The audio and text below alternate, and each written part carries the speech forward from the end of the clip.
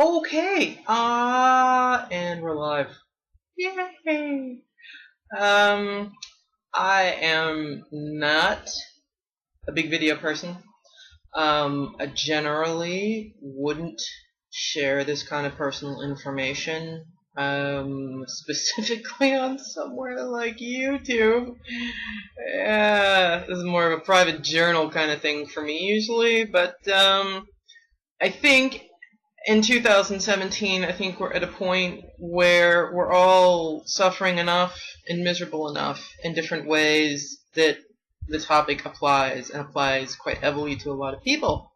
Um, I have suffered from depression basically my entire life. I'm 40 years old. Um, I had issues as a child, with an unhealthy family background.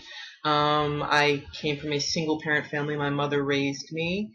My father was not in the picture. I did have a stepfather for a while with whom I no longer have contact. Um, but basically, my mother was everything I had. No brothers, no sisters, aunts and uncles, all of that on my father's side, but essentially, my mother was estranged from her parents, and all I had was my mom.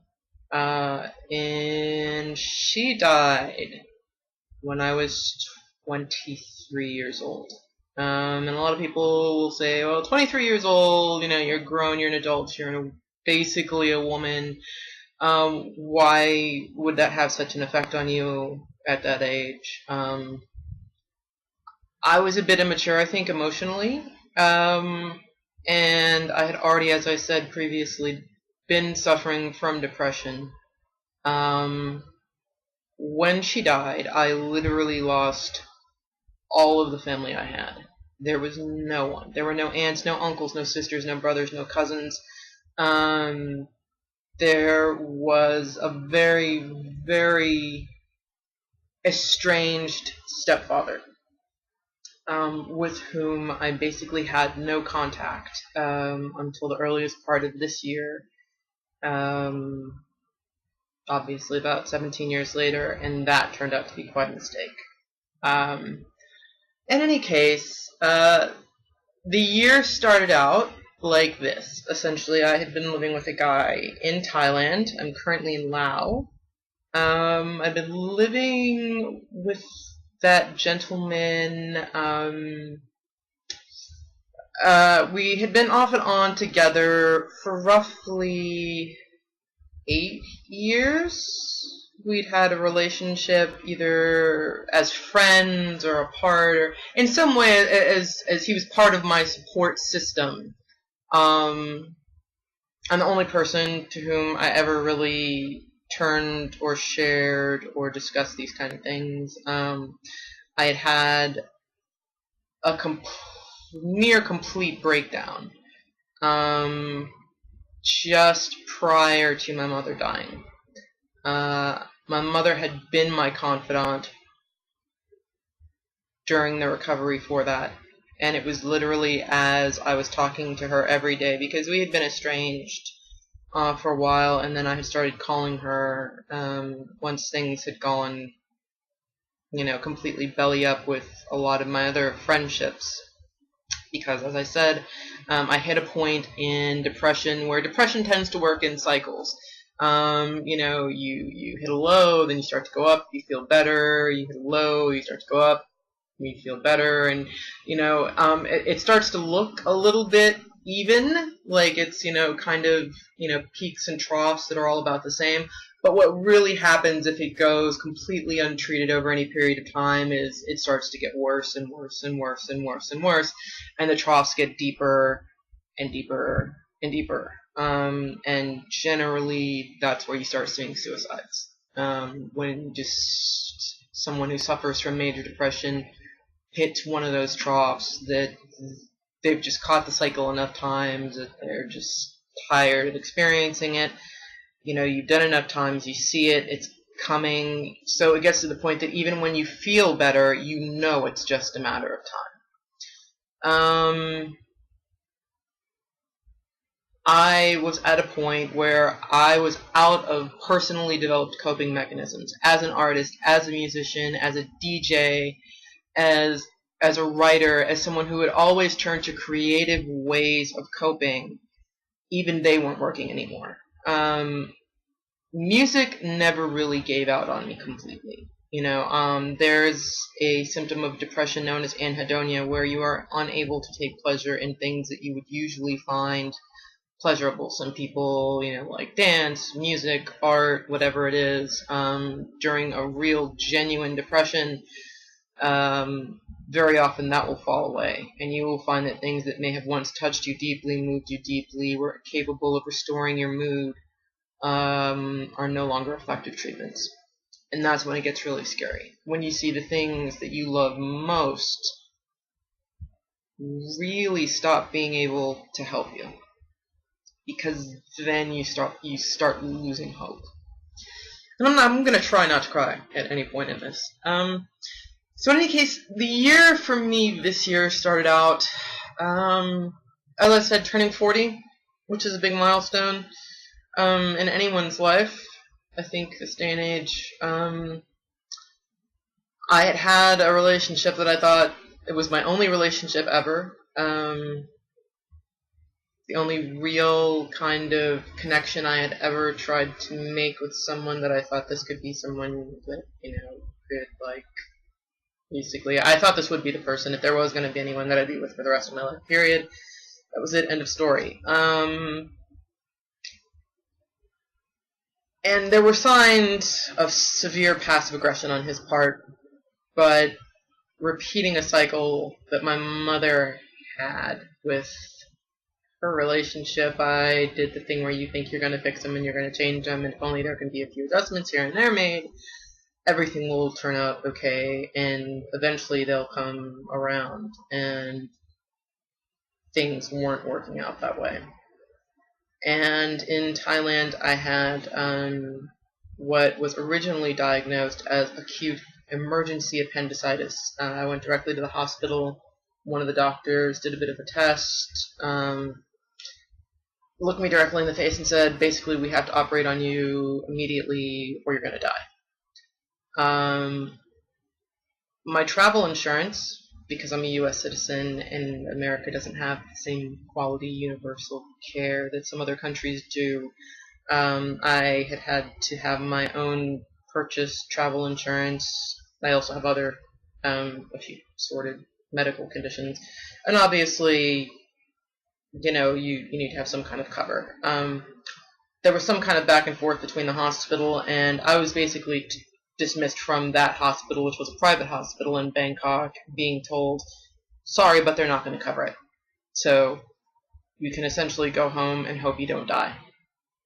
And that is what I proceeded to do. I actually went to a local government hospital, which thankfully Thailand provides. They looked at me, said, we don't think it's appendicitis. I had previously suffered from pancreatitis, which, if you know anything about, is incredibly painful, and this was the most painful thing I had felt since then. It was just on the opposite side, which is why it was considered immediately to be appendicitis, and they were talking about emergency surgery and all of this. In any case, it led to me being completely bedridden, and at the lowest point, during the middle of it, the person I'm living with, my partner, turns to me, and I'm crying, and he's sitting there watching television about 15 feet away on the sofa, and I'm crying in bed in pain, and I asked him, I said, don't you even care? The doctors literally said I could be dying here, and he looked at me and quite curtly said, well, please do so quietly.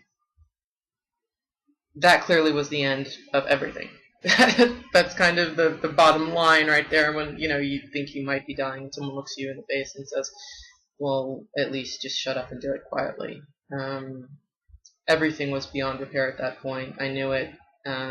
Essentially kicked him out. He was gone within 48 hours. Even at that point, it was a roommate situation. Nothing was going on, so to speak. I had a sofa bed and then a regular bed. He was in the sofa bed, I was on the regular bed. Not that this is any of anyone's business, but theirs to share. Things had been steadily going downhill. He was talking to seeing other women in the general vicinity. And anyway, long story short, I've turned 40. I've just been told by the only form of support system I've had for nearly a decade to die quietly, and I try thinking, my mother, turning 40, my mother died when she was 48, thinking, she would want me to contact my stepfather. Maybe there could be some kind of reconciliation there. Maybe we could offer each other support. I tracked him down by the internet, as it is easy enough to do these days, apparently. Managed to find, through friends of friends of friends, through names of old associates, found him, and almost immediately regretted it. Long story short, I basically hit rock bottom, and have since then taken off to travels, hence the time now in Laos. Living in different apartments, different flats, different guest houses, which one does when one travels here in Southeast Asia. A lot of backpackers come over and do the same. So essentially, ended myself up in a situation where I was so desperate, I began to take advantage of the ease of acquiring pharmaceuticals here in Southeast Asia, which is part of the party atmosphere that it is often known for. Things can be acquired over the counter here that cannot normally be acquired over the counter just about anywhere else. And I began doing research as a dutiful, nerdy college graduate dork does. When things get tough, get to the library kind of thing. And I got myself online and began researching the most effective pills for suicide. For obvious reasons, I'm not going to share the information that I found here. I think it would be irresponsible, and I'm making this video for the exact opposite reason of anyone even considering that as an option.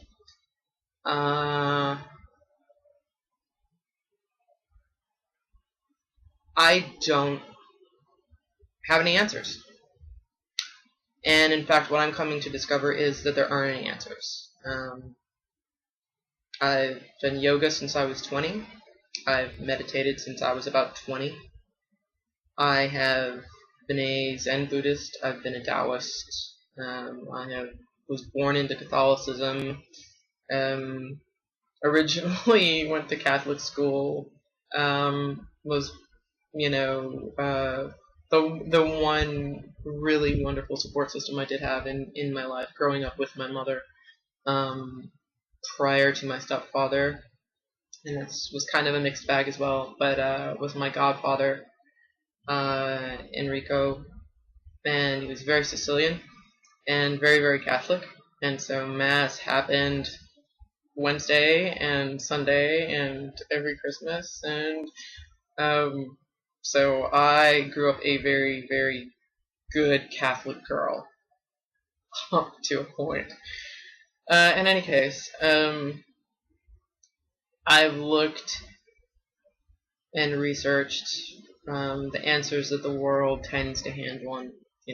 Pray, look to God, look to Jesus, meditate, do yoga, travel the world. I'm clearly on the opposite side of the planet at this point. If any of these things were a solid answer, I think I would have found the relief that they provided by now. I have not, and know completely and understand from deep, deep introspection, that I will not find those answers or sweet relief in those places. We all take comfort where we take it. I'm not judging anyone for any choices, any beliefs that they have, any ideology they may follow, any thoughts that run through their mind about anything. Please don't take this that way. I'm talking about me, my experience, what works, has not worked for me, and what keeps me going. And so now, after all that, to the actual part of what might be useful. There's a belief system known as essentially nihilism, which is a belief in nothing, and people are like, oh my god, that's horrible, you believe in nothing. But I do believe in some things, and those I'm going to keep kind of private. But for the most part, I believe that life is a blank canvas. And no matter how dark the paint you may be given, there are always ways to find beauty and to make beauty in life. And I'm going through a period right now of Anhedonia that's lasted quite a while. I have a DJ mix page that I'm not going to bother plugging. I have about 10 unfinished songs that I've been working on guitar. I just bought myself a new journal. I've kept a journal for probably, starting when I was 11 years old. So I just bought myself a new one in hopes that at some point I will start using it, and that will restore itself as a method of relief. But I share all this to say that,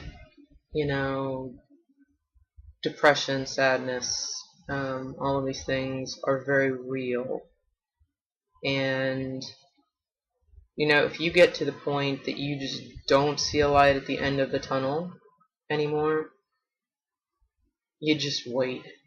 Henry Rollins, I'm a big fan, and probably one of the few things that got me through my senior year of high school was, his books and live videos and music. And one of the great things that he always says is, the only thing you get is the next day. That if you're lucky, you wake up and you get another chance. You do anything permanent, and you don't even have that chance. You could wake up tomorrow, you could meet the love of your life, you could wake up tomorrow and be inspired to write, the greatest opera in history. You could, wake up and be inspired to make the greatest set of your life. You could, wake up and be inspired to sell your car and sell your house and sell your, every worldly possession and go travel the world and, see everything that you ever dreamed of seeing. And I've met a lot of people over here who have done exactly that. I've met a guy who actually rode a bicycle from Iraq to Laos. So, there's room for loads of inspiration to happen in life, and that's, if nothing else, that's the hope, is the inspired moment that is always possibly out there, always possibly waiting around the corner. There's some kind of inspiration out there all the time. It's a matter of where you find it and how long it takes to get to you. Sometimes it takes longer than other times, but it's there. And so I just want to encourage anybody who's at the point that I have been at, as described. It's been a rough year. Just hang on. Hang on. Help may not be coming in the way that you expect, but it's there. There's some kind of inspiration. There's something in here or out there, probably a combination of the two, that is going to make waking up worth it. So I'm not an overly emotional person generally. It's not, again, like I said at the start, something I would usually share with people. I'm not going to bother editing this. I'm not into the whole video editing thing. In fact, you'll see this is the first video of this sort that I've posted at all. I generally don't like seeing myself on camera. I'm not into it. So, that being said, know that I made this because I want anybody out there who's looking up how to make everything end to know that there's always another option. There's always another option, no matter how bad it seems, no matter how alone you are, no matter what. There's something out there. And if you take away your chance to ever get to it, you will never know what it could have been, what could have happened. So, be good to yourself, be gentle with yourself, be kind with yourself, and be forgiving with yourself. Because nobody out here is perfect. Not me, not you, not anybody around us. And the flaws and the cracks are how the light gets in. Okay? So, that's all I'm going to say about that. Namaste.